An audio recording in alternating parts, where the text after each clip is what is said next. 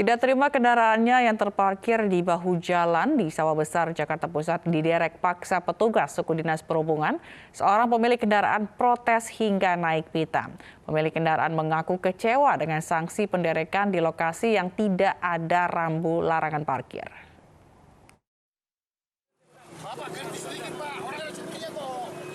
Pengemudi mobil ini sontak emosi saat kendaraannya yang terparkir di bahu jalan di kawasan Krekot Sawah Besar, Jakarta Pusat menjadi sasaran razia petugas Sudin Perhubungan. Petugas kepolisian yang mengawal jalannya razia bahkan sempat kewalahan menghadapi dirinya yang sudah naik pitam dan terus menghalang-halangi petugas mencabut kunci mobil.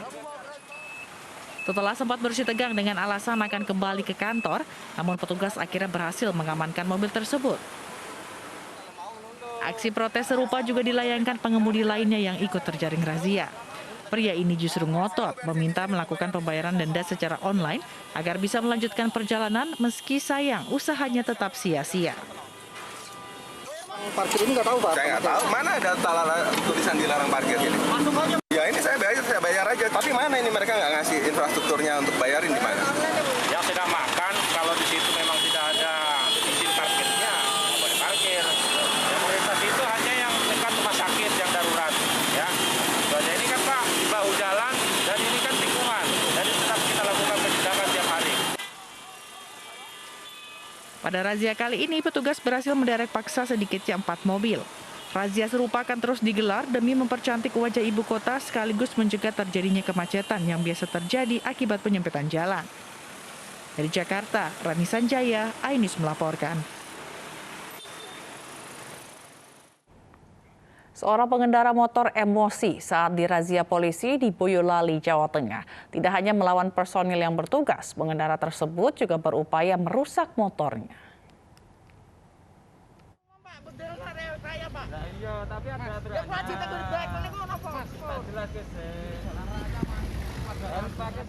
Seorang pemuda meluapkan emosinya pada polisi saat dihentikan di jalur alternatif Boyolali Magelang.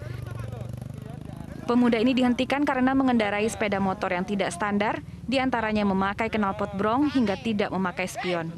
Saat petugas meminta pengendara putar balik, ia tidak terima dan protes pada petugas. Tidak puas marah-marah, pemuda ini kemudian berusaha merusak motornya sendiri.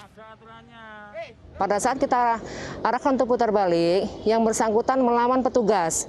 Melawan petugas dengan memukul tangan petugas dan berteriak-teriak bahwa dia tetap kekeh ingin naik ke atas. Kemudian kita tahan, kita berikan pembinaan, kita sampaikan bahwa yang bersangkutan juga kendaraannya tidak layak untuk jalan, tapi yang bersangkutan tetap marah-marah. Selain ditilang, pengendara nakal ini juga diberi pembinaan oleh polisi.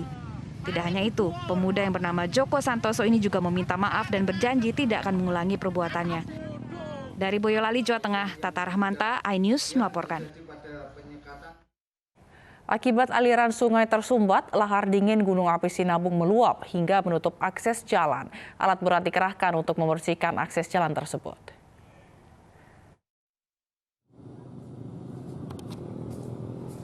Meluapnya lahar dingin Gunung Api Sinabung diakibatkan aliran sungai tersumbat oleh material batu dan pohon yang dibawa oleh lahar. Batu dan lumpur serta genangan air setinggi 1,5 meter menutup jalan sepanjang kurang lebih 100 meter dan membuat jalan utama kecamatan di Desa Sukanalu putus. Pemerintah Kabupaten Karo berupaya membersihkan material lahar dingin dengan menggunakan alat berat.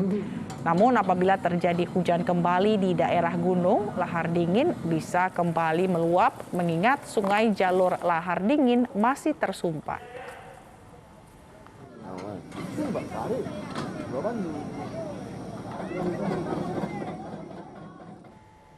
Akibat takut pada geng motor, seorang remaja menceburkan diri ke kali banjir Kanal Barat, Tambora, Jakarta Barat. Korban ditemukan tewas usai tim Basarnas mencari selama 2 hari.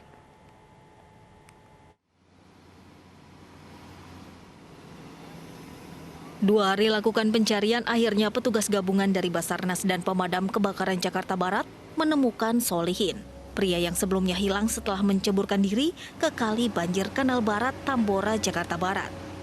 Naas, korban ditemukan tidak bernyawa, tak jauh dari titik awal korban menceburkan diri. Petugas pun sempat mengalami kesulitan karena derasnya arus dan lumpur. Kemudian tim rescue dari Tambora langsung muncul dengan satu perahu karet yang 5 personil turun untuk pencarian korban. Kendalanya yaitu arus sangat kencang waktu itu, waktu kejadian, kemudian lumpur agak tinggi di sini. Jadi pencarian agak menyulitkan kita untuk pencarian. Korban nekat menceburkan diri karena takut setelah melihat geng motor yang tawuran menuju ke tempat dirinya menunggu travel. Korban bersama 2 orang temannya berada di lokasi ini hendak menitipkan uang kepada sopir travel untuk ibunya di kampung halaman Cianjur, Jawa Barat. 2 orang temannya berlari dan selamat, namun korban menceburkan diri ke kali dan hilang tenggelam. Pertama dia lagi nongkrong biasa, tiba ada penyerangan tuh bos ajam, gangster gitu bos ajam, dia panik karena dia udah dinginan tajam kan dia panik, tapi refleksnya dia langsung loncat sekali, ternyata dia langsung berenang. Guna kepentingan otopsi, petugas mengevakuasi jasad korban ke RSCM Jakarta. Kini kasus ini ditangani Polsek Tambora. Dari Jakarta, Miftahul Gani, iNews melaporkan. Kericuhan terjadi di sekitar Pengadilan Tinggi DKI Jakarta. Massa pendukung Rizik Syihab bentrok dengan polisi.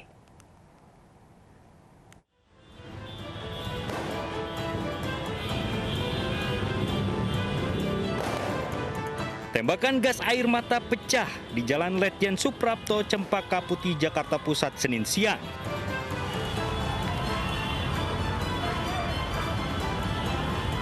Massa pendukung Rizik Syihab kocar-kacir saat dibubarkan polisi.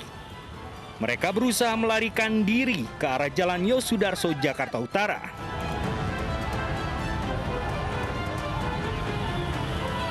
Satu persatu massa ini ditangkap. 5 orang berhasil diamankan dan diserahkan ke Polres Metro Jakarta Pusat untuk ditindaklanjuti.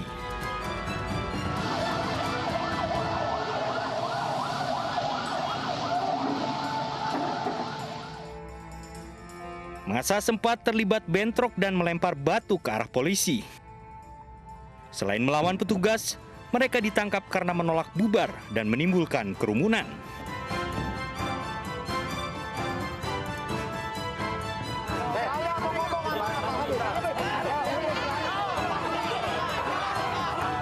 Kericuhan juga terjadi antara massa pendukung Rizik Syihab dengan petugas Ditlantas Polda Metro Jaya di Jalan Cempaka Putih Barat, Jakarta Pusat.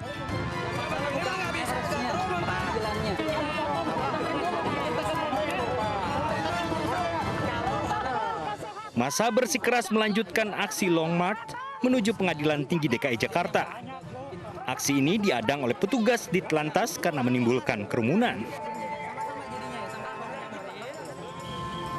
Tak ingin situasi kian memanas, petugas akhirnya membiarkan massa melanjutkan perjalanan. Namun, perjalanan mereka kembali mendapat hambatan. Mereka pun kembali diadang, kali ini oleh petugas dari Brimob Polda Metro Jaya. Sadar kalah jumlah, massa pun membubarkan diri sambil mencemooh petugas. Hari ini ada beberapa pendukung dari MRS yang akan datang ke sidang di Pengadilan Cempaka Putih. Namun sudah kita himbau untuk mereka membubarkan diri karena saat ini masih dalam masa PPKM. Jadi belum boleh ada kerumunan. Memastikan agar massa benar-benar membubarkan diri, petugas mengangkut massa menggunakan truk. Dari Jakarta, tim liputan iNews melaporkan. Dan kericuhan dipicu penolakan Hakim Pengadilan Tinggi DKI Jakarta atas banding yang diajukan Rizik Syihab dalam kasus tes swab RSUB Bogor. Dengan putusan tersebut, Rizik tetap dijatuhi vonis 4 tahun penjara. Sidang pembacaan penolakan banding Rizik Syihab berlangsung tertutup di Pengadilan Tinggi DKI Jakarta pada Senin pagi. Penolakan ini menguatkan putusan Pengadilan Negeri Jakarta Timur yang memvonis Rizik 4 tahun penjara dalam perkara tes swab RSUB Bogor. Pengadilan Tinggi juga menolak banding untuk menantu Rizik, Hanif Alatas, yang divonis 1 tahun penjara dalam perkara yang sama.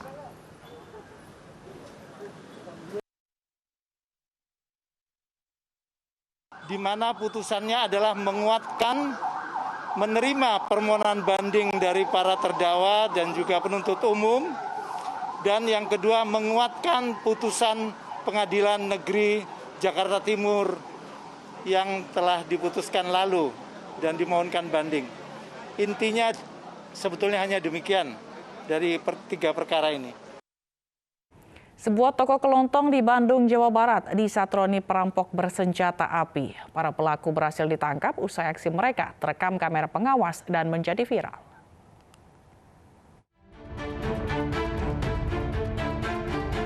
Sambil mengeluarkan senjata api, perampok ini mengancam penjaga sebuah toko kelontong di Desa Lengkong, Kabupaten Bandung, Jawa Barat.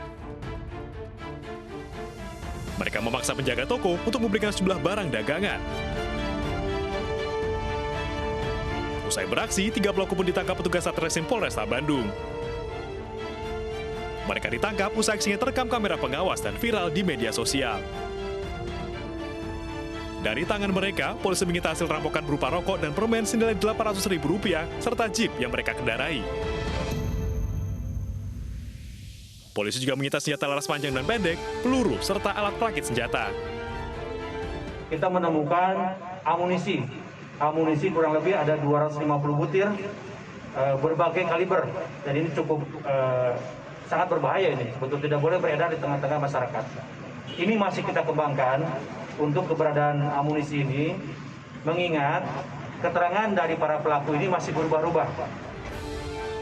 Para tersangka terancam pasal berlapis tentang perampokan dan kepemilikan senjata dengan hukuman penjara minimal 12 tahun. Dari Bandung, Jawa Barat, Saufat Endrawan, iNews melaporkan. Tim Reskrim Polrestabes Makassar menangkap pelaku penculikan dan penyekapan terhadap korban yang berprofesi sebagai pengemudi taksi online. Polisi mengungkap kejadian itu dipicu oleh persoalan asmara.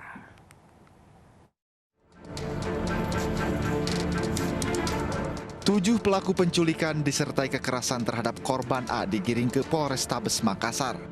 Ketujuh pelaku ini diamankan polisi lantaran bekerja sama menculik korban dan dibuang ke daerah Gorontalo.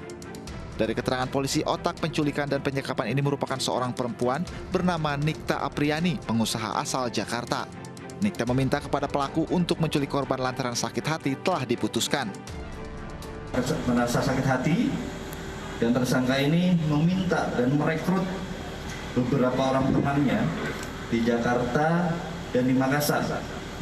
Kemudian terjadilah adegan ataupun skenario pencurian dan kekerasan disertai dengan penculikan. Dari penangkapan ini, polisi mengamankan barang bukti berupa telepon genggam dan mobil yang diambil pelaku. Sementara korban masih dirawat intensif di rumah sakit akibat luka memar dan sayatan di tubuh korban. Dari Makassar, Sulawesi Selatan, Andi Dery Sunggu, iNews melaporkan. Polisi berhasil mengungkap kasus pencurian dengan modus ganjal ATM yang meresahkan. 3 pelaku yang merupakan sindikat Sumatera Selatan dikenal sebagai spesialis ganjal ATM.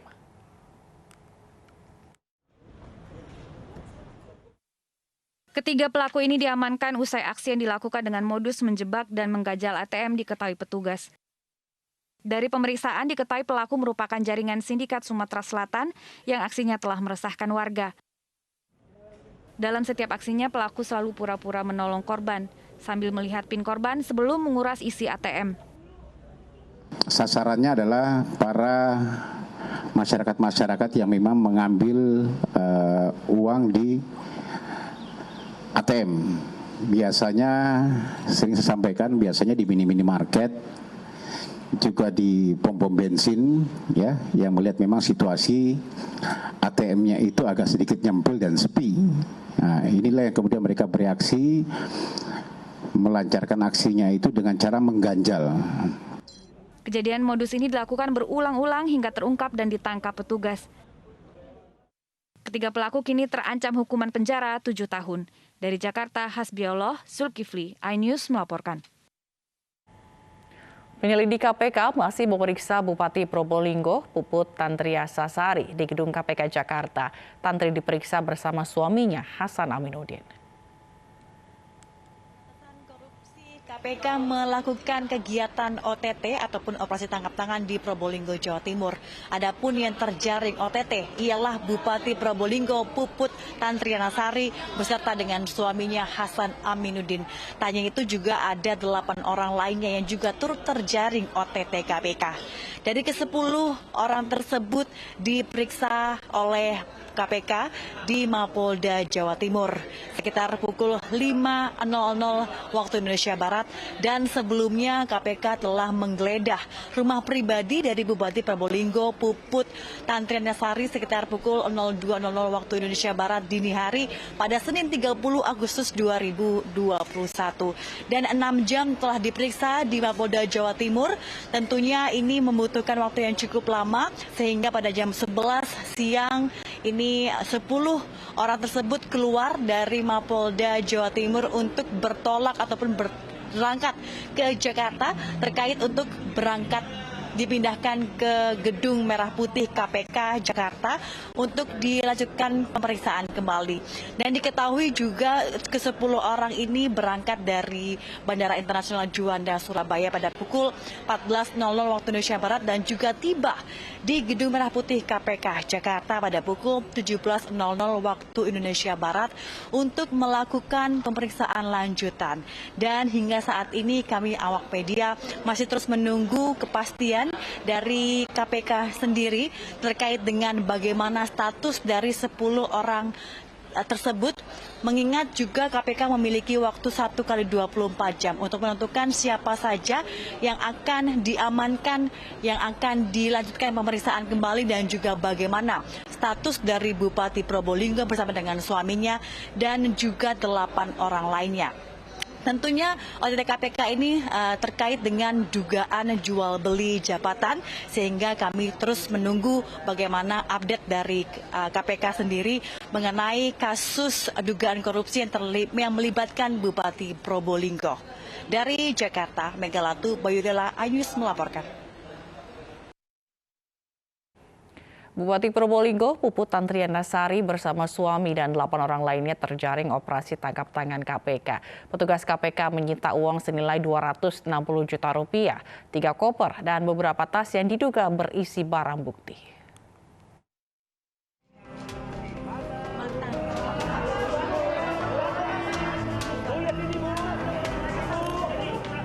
Bupati Probolinggo Puput Tantrianasari bersama suaminya Hasan Aminuddin beserta 8 orang lainnya tiba di Gedung KPK Jakarta pada pukul 5 sore tadi. Penangkapan Bupati Tantri, Hasan Aminuddin dan 8 orang lainnya diduga kuat berhubungan dengan perkara jual beli jabatan kepala desa. Pasca operasi tangkap tangan KPK, Tantri sempat menjalani pemeriksaan oleh KPK di Polda Jawa Timur. Dalam OTT yang terjadi pada pukul 2 dini hari tadi, petugas KPK menyita uang senilai 260 juta rupiah, 3 koper dan beberapa tas yang diduga merupakan barang bukti.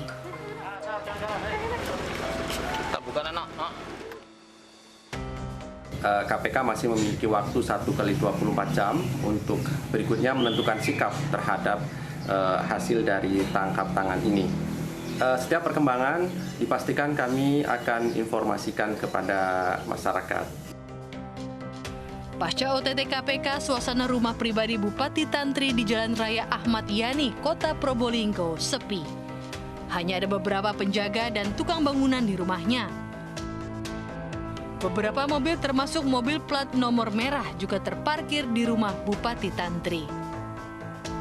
Tim iNews melaporkan.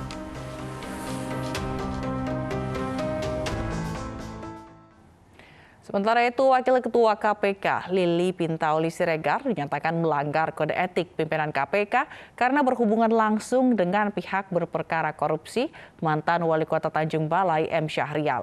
Lili Pintauli mendapatkan sanksi pemotongan gaji 40% selama 12 bulan. Majelis Etik KPK menghukum Wakil Ketua KPK Lili Pintauli Siregar dengan sanksi berat karena melanggar kode etik menyalahgunakan kewenangan pimpinan KPK untuk kepentingan pribadi. Komisioner KPK periode 2019-2023 ini dinilai memanfaatkan posisinya untuk menekan pihak berperkara M. Syahrial guna pengurusan penyelesaian kepegawaian adik iparnya di PDAM Tirta Kuala Tanjung Balai. Lili dijatuhi sanksi pemotongan gaji 40% selama 12 bulan.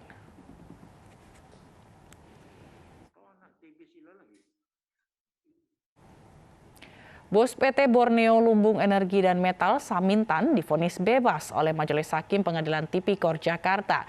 Salah satu Crazy Rich Indonesia itu dinyatakan tidak terbukti memberi suap sebesar 5 miliar rupiah kepada mantan anggota DPR RI Eni Maulani Saragih.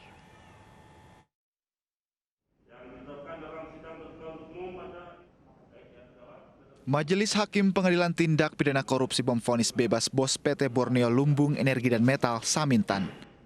Salah satu Crazy Rich Indonesia ini divonis bebas karena tidak terbukti memberi suap sebesar 5 miliar rupiah ke mantan anggota DPR RI Eni Maulani Saragih. Selain itu, Hakim meminta hak dan kedudukan serta harkat martabat Samintan kembali dipulihkan. Hakim juga meminta jaksa KPK segera membebaskan Samintan. Tapi begitu Majelis Hakim tetap berani untuk menerima argumentasi kita, yang jujur aja argumentasi itu sebenarnya akademis, tidak praktisi. Kita lebih mendepankan mengenai sifat melawan hukumnya itu bagaimana. Makanya gitu diputus, ya jujur aja kita semua kaget juga gitu. Tapi alhamdulillah, terima kasih juga. Kita tunggu aja nanti di upaya hukum selanjutnya di jaksa ya. Sebelumnya tim jaksa penuntut umum KPK menuntut Samintan dihukum 3 tahun penjara dan denda sebesar 250 juta rupiah, subsidiar 6 bulan kurungan. Jaksa meyakini Samintan bersalah melakukan suap terhadap Eni Maulani Saragih terkait permasalahan pemutusan perjanjian karya perusahaan pertambangan batubara di Kalimantan Tengah antara PT AKT dan Kementerian ESDM. Dari Jakarta, Vito Erlangga, Indra Setiabudi, Eri Rebeka, iNews melaporkan. Kita ke informasi lain, pemirsa PT PLN Persero mendukung 8.000 UMKM dalam menghadapi pandemi COVID-19 melalui 29 rumah BUMN yang dikelola Perseroan Indonesia.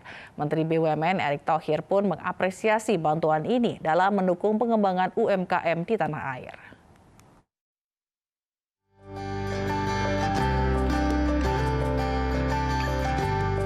Pandemi COVID-19 berdampak pada UMKM yang merupakan salah satu tulang punggung perekonomian Indonesia. PT PLN Persero mendukung pengembangan lebih dari 8.000 UMKM melalui 29 rumah BUMN yang dikelola perseroan di Indonesia, salah satunya di Cirebon, Jawa Barat. Untuk pendanaan telah disalurkan BUMN melalui Perbankan Nasional, sementara BUMN hanya mendampingi UMKM.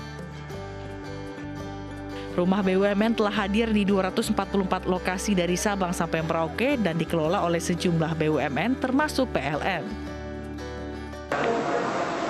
Kerajinan daerah itu bisa nasional dan sekaligus kalau memungkinkan bisa global. Menteri BUMN Erick Thohir mengapresiasi kontribusi PLN dalam mendukung pengembangan UMKM di tanah air.